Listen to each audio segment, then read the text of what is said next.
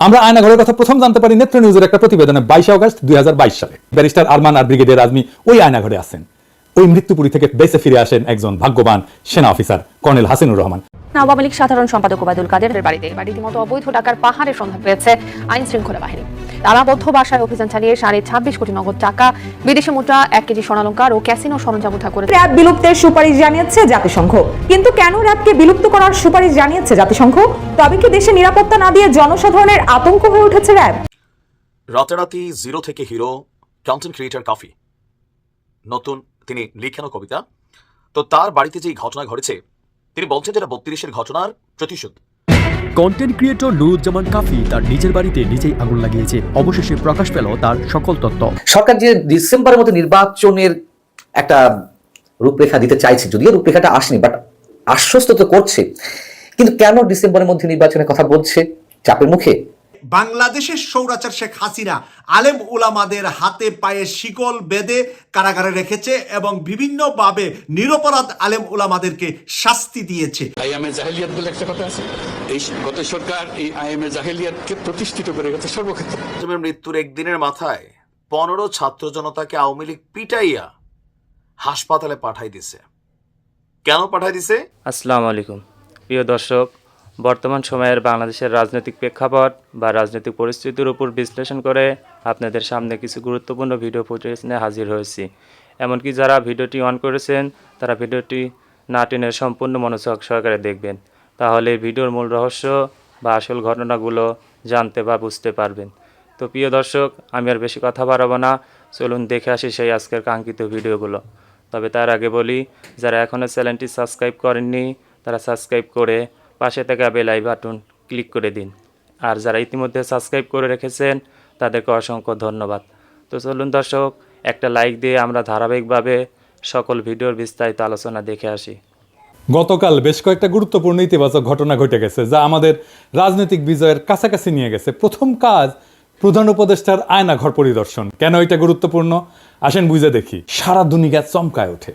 কিছু ছবি বাইরে আসে আয়নাঘরের, কিভাবে বন্দীদের রাখা হয়, কারা কারা আছে আমরা জানতে পারি। ওই প্রতিবেদনে আমরা জানতে পারি ব্যারিস্টার আরমান আর ব্রিগেডিয়ার আজমি ওই আয়নাঘরে আছেন।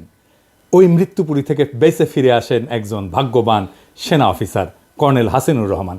উনি আমাদের জানান এই ব্রিগেডিয়ার আজমি এবং আরমান বেঁচে আছে, ওইখানেই আছে। এইখানে শুধু আটকায় রাখা হইতো না, নির্যাতন চালানো হইতো।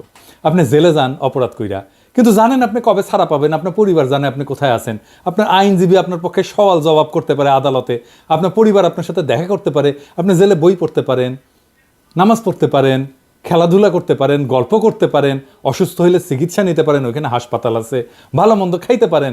এখানে কিছুই নাই, কোনো বিচার নাই, শুধু পশুর মতো আটকায় রাখা। আর এটা কোথায়? ক্যান্টনমেন্টের ভেতরে। নেত্র নিউজের প্রত্যেকটা বর্ণ সত্যি ছিল। এইটা ছিল হাসিনার গোপন বন্দিশালা, যাদের কোনোভাবেই আইনত কারাগারে রাখা যায় না, দণ্ড দেওয়া যায় না, তাদের এই আয়না ঘরে রাখা হইতো। আমরা জানতাম একটা আয়নাঘর আছে, কিন্তু অবিশ্বাস্য হইলেও আমরা জানছি একটা না 700 থেকে 800 এরকম গোপন বন্দিশালা ছিল। রাতারাতি জিরো থেকে হিরো, কন্টেন্ট ক্রিয়েটর কাফি। নতুন তিনি লিখেন কবিতা। তো তার বাড়িতে যে ঘটনা ঘটেছে, তিনি বলছেন যেটা 32-এর ঘটনার প্রতিশোধ। তো প্রকৃতি প্রতিশোধ নেবেই, আপনি যা করবেন আপনার উপর তা ফিরে আসবে। এটা হয়তো একটু বুঝতে সবারই লেট হয়। তবে আমাদের আলোচনার বিষয়টা ওইখানে না। আমি একটু আশ্চর্য হয়েছি, বা অনেকে, আমি নিজেও আইডিগুলার ভিজিট করছি, সার্জিস আলম এবং হাসনাত আবদুল্লাহ। কাফি এই জুলাই অভ্যুত্থানে খুবই ফ্রন্ট লাইনে থাকা কিন্তু একজন ব্যক্তি। তার বাড়িতে যে আগুন লাগলো, সারা বাংলাদেশের মিডিয়া কথা বলেছে, নিউজ করেছে, রিপোর্ট হয়েছে, কিন্তু সার্জিস আলম এবং হাসনাত আবদুল্লাহ তাদের ফেসবুক পেজ থেকে বা আইডি থেকে একটা পোস্টও আমি এই কাফির উদ্দেশ্যে পাই নাই। এখন হতে পারে অন্য কোনো টেলিভিশন টক শোতে তারা হয়তো কথা বলেছেন, কিন্তু বিষয়টা নিয়ে যারা ছাত্র জনতা আছে তাদের মধ্যে একটা চাপা ক্ষোভ, অথবা বিষয়টা একটু কেমন জানি হয়ে গেল না, যে কাফির বাড়িতে আগুন লাগছে, 32 ভাঙ্গার সময় ফ্রন্টলাইনে নেতৃত্ব দিছে, যেটা ছাত্র জনতার যারা নায়ক আছেন সার্জিস হাসনাতদের চাওয়া ছিল, তারা সেখানে যায় নাই, কিন্তু তাদের কাজটাই এই কাফিরা ঘটায় দিছে। আবার সেই কাফিদের বাড়িতে আগুন লেগে গেছে, কাশেম মরে গেছে, কাশেমের জন্য কিন্তু রাজপথে নেমে গেছে।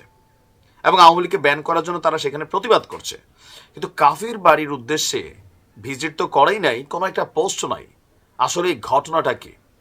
তবে সার্জিস এবং হাসনাতরা কাফির ব্যাপারে কথা বলুক না বলুক, আমরা দেখছি আমাদের দেশপ্রেমিক সেনাবাহিনী কাফিরকে খুব বড় ধরনের একটা আশ্বস্ততা করেছে। আমি মনে করি এই মুহূর্তে এটাতে কাফির জন্য কপাল খুলে যাওয়ার মতন। তবে কপাল খুলে যাওয়ার মানে এই না যে টাকা পয়সা ধন দৌলত, এটা না। মোটামুটি একটা হিউজ পপুলারিটি হয়েছে। নাম্বার 2, তার পরিবারের পাশে নিরাপত্তার জন্য আমাদের বাংলাদেশ সেনাবাহিনী তারা কিন্তু একটা দায়িত্ব নিয়েছে। একটা ছবি আপনার স্ক্রিনের এক অংশে দেখেছেন যে কন্টেন্ট ক্রিয়েটর কাফির পরিবারের পাশে দাঁড়িয়েছে বাংলাদেশ সেনাবাহিনী। ইভেন সেনা সদস্যরা আশ্বস্ত করেছেন যে অগ্নিকাণ্ডের ঘটনায় যারা জড়িত, যে সকল অপরাধীরা, তাদেরকে দ্রুত তদন্ত করে আপনার আইনের আওতায় আনা হবে। তো ঘটনার পরপরই কাফি এক সংবাদ সম্মেলন করে এই ঘটনার প্রেক্ষাপটে আওয়ামী লীগ এবং ছাত্রলীগকে দায়ী করেন। কেন? যে 32 নম্বর আমি ভাঙছি, সেইটার বিপরীতেই আসলে আমার বাড়িঘর ভাঙা হয়েছে। এরপর আমরা দেখেছি স্থানীয় উপজেলা নির্বাহী অফিসার, তারপর বাংলাদেশ সেনাবাহিনী, জেলা পুলিশ, রাজনৈতিক নেতৃবৃন্দ, স্থানীয় গণ্যমান্য ব্যক্তিবর্গরা সবাই কিন্তু সেখানে পরিদর্শনে গিয়েছেন। আর আর্মি ক্যাম্পের সিনিয়র ওয়ারেন্ট অফিসার বলছেন যারা অপরাধী তাদেরকে দ্রুত আইনের আওতায় আনা হবে। আর বাংলাদেশ সেনাবাহিনী সবসময়ই জনগণের সাথে আছে, কাফির সাথেও আছে। আর প্রশাসনের ঊর্ধ্বতন কর্মকর্তারা বলছেন যে এখানে যতটুকু নিরাপত্তা দরকার সেই নিরাপত্তার তারা ব্যবস্থা করবে। আর সেনাবাহিনীর এই উদ্যোগকে স্বাগত জানিয়েছেন স্থানীয় বাসিন্দারা। তাদের আশা যে দ্রুত বিচার নিশ্চিত করে দৃষ্টান্তমূলক শাস্তি দিবে। কিন্তু এই 32 নম্বরে বুলডোজারের সামনে দাঁড়িয়ে আছি, হাসিনা লজ্জায় বাঁচি না, আমি স্লোগান দিছি। আপনারা দেখেছেন আমি বরিশাল বিশ্ববিদ্যালয়ের সামনে স্লোগান দিছি। তারাই তো বলছে 32 নম্বর যারা পুরাইছে তাদের ঘরবাড়ি পুরাই দেওয়া হবে। দিনের মতো পরিষ্কার তাই হয়েছে। 32 পুরানোর প্রথম তাদের পুরানো হয়েছে কাফির বাড়ি। এটা এই সরকারের ব্যর্থতা। আমি চাই এই সরকারের হাতকে আরো শক্তিশালী করা হোক। যদি সে না পারে ছাইরে দিয়া আস্তে করে বলুক দেশের মানুষ বিপ্লবী সরকার গঠন করুক। এটা তো সরকারের ব্যর্থতা। যারা পালাতক, যারা নিষিদ্ধ, তারা ক্ষমতায় তো আসতে পারে নাই। সেই অবস্থায় যদি দেশের মানুষের এভাবে আমরা যারা ফ্রন্টে থেকে আন্দোলন করছি তাদেরকে, এবং গাজীপুরেও দেখবেন, এবং উপদেষ্টা নাহিদ ভাই, আসিফ ভাই, তাদের সচিবালয়েও তো আগুন দেওয়া হয়েছে। এই সরকারের ব্যর্থতা আমি মনে করি। আমার আলটিমেটাম 7 দিন। আমি 7 দিনের মাথায় রাজপথ দাঁড়াবো যদি বিচার না করা হয়, আমার ঘর যদি পূর্ণভাবে গঠন উঠানো শুরু না হয়। আসসালামু আলাইকুম। আমাদের আইন উপদেষ্টা অধ্যাপক আসিফ নজরুল যে বললেন অক্টোবরের মধ্যে 3-4টি মামলার রায় পাওয়া যাবে আন্তর্জাতিক অপরাধ আদালত থেকে, তার এই বিষয়টা নিয়ে অনেকে নানান ধরনের প্রশ্ন করছেন। আমি সেই জায়গা থেকে বিশ্লেষণটি করব না, বরং ডিসেম্বরের নির্বাচনের সঙ্গে এই মামলাগুলোর রায়ের কি সম্পর্ক, এবং ডিসেম্বরের মধ্যে নির্বাচনের যে সম্ভাবনার কথা বারবার সরকারের পক্ষ থেকে বলা হচ্ছে, সেটির পিছনে আসলে ছকগুলো কি? বিএনপি কি সেই ছকে আবারও পা দিতে যাচ্ছে, মানে ফাঁদে পা দিতে যাচ্ছে? আমাদের মনে হয় একটু ধীরে সুস্থে বিশ্লেষণের প্রয়োজন রয়েছে। সরকার যে ডিসেম্বরের মধ্যে নির্বাচনের একটা রূপরেখা দিতে চাইছে, যদিও রূপরেখাটা আসেনি, বাট আশ্বস্ত তো করছে। কিন্তু কেন ডিসেম্বরের মধ্যে নির্বাচনের কথা বলছে? চাপের মুখে? সেই বিষয়টি তো আলোচনা হচ্ছে। কি কি ধরনের চাপ? 6 মাসে যা যা কিছু ঘটলো, সরকার কি কোনো কিছুতেই কোনো ধরনের সামাল দিতে পেরেছে? এবং বিভিন্ন ক্ষেত্রে সরকারের দায়ের কথাও তো বেশ জোরে সোরে উচ্চারিত হচ্ছে। প্রথমত যদি বলি দ্রব্যমূল্য নিয়ন্ত্রণের কথা, পারেনি। আইন শৃঙ্খলা রক্ষার যে বিষয়টি বা আইন শৃঙ্খলা পরিস্থিতি রিস্টোরের কথা, সেটি নিঃসন্দেহে পারেনি। মব বা দলবদ্ধভাবে যে ভয়ঙ্কর এক অপসংস্কৃতি একের পর এক চলছে, সেটি তো পর্যায়ক্রমে বাড়ছে। সর্বশেষ গত 5 ফেব্রুয়ারি বঙ্গবন্ধুর বাড়ি গুড়িয়ে দেওয়া, বুলডোজার দিয়ে দেশের বিভিন্ন স্থানে আওয়ামী লীগ নেতা কর্মীদের বাড়িঘর গুড়িয়ে দেওয়া, জ্বালিয়ে দেওয়া, পুড়িয়ে দেওয়া, এগুলো সরকার কোনোটিতেই তো সামাল দিতে পারেনি। যে একটা ভয়ঙ্কর অরাজকতা, নৈরাজ্য চলছে, আমরা দেখছি সরকার নির্বিকার। আবার এই যে অরাজকতা, এর পাশাপাশি শুরু হলো আরো এক বিশেষ খেলা, অপারেশন ডেভিল হান্ট নামটি নিয়েই মানুষের মধ্যে এখন নানান ধরনের প্রশ্ন, কাকে শয়তান বলবে, কাকে ফেরেশতা বলা হবে, এবং অপরাধীকে বিচারের আওতায় আনা বা বিচার হওয়ার আগেই কাউকে শয়তান বলে চিহ্নিত করা যায় কিনা তা নিয়ে নানান ধরনের প্রশ্ন উঠছে। যাও, নিঃসন্দেহে অনেক অনেক বেশি চাপ সরকারকে ঘিরে। সেই জায়গা থেকে সরকারের ডিসেম্বরের মধ্যে নির্বাচনের যে বিষয়টি, এটি একটু জোরে সোরে উচ্চারণ করা ছাড়া উপায় ছিল না। এখন বিএনপি কি করছে?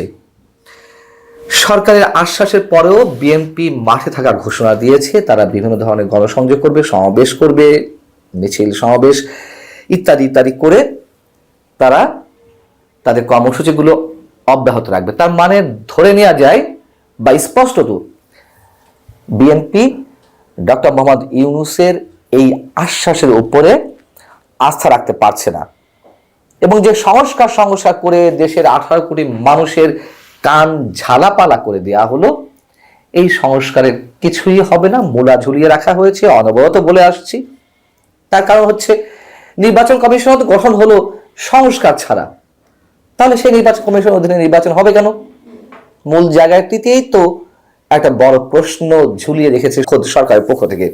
জামায়াতও জানিয়ে দিয়েছে সংস্কার করা ছাড়া কোনো ধরনের নির্বাচন সুষ্ঠু হবে না।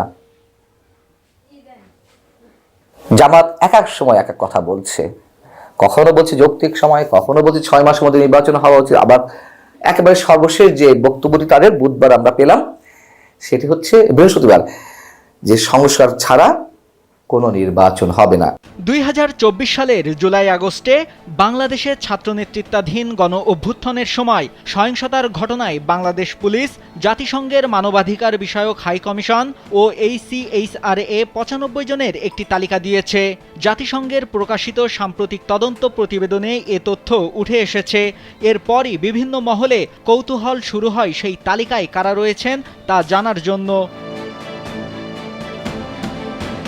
জানা যায়, বাংলাদেশ পুলিশের দেওয়া তালিকায় রয়েছেন 10 জন তৎকালীন সংসদ সদস্য, 14 জন স্থানীয় আওয়ামী লীগ নেতা, 16 জন যুবলীগ নেতা, 16 জন ছাত্রলীগ নেতা ও 7 জন পুলিশ সদস্য। প্রতিবেদনে বলা হয়েছে, এদের বিরুদ্ধে বিক্ষোভকারীদের ওপর সহিংস আক্রমণ চালানো ও সাধারণ নাগরিকদের মাঝে অস্ত্র বিতরণের অভিযোগ রয়েছে। প্রিয় দর্শক, ভিডিওটি কেমন হয়েছে? ভিডিও সম্পর্কিত কোনো তথ্য বা মতামত থাকলে কমেন্টে জানিয়ে যাবেন। আজকের মতো নিউজটি এখানে শেষ করছি। ফিরে আসছি পরবর্তীতে অন্য কোনো নতুন টপিকস নিয়ে। সে পর্যন্ত ভালো থাকবেন। আল্লাহ হাফেজ।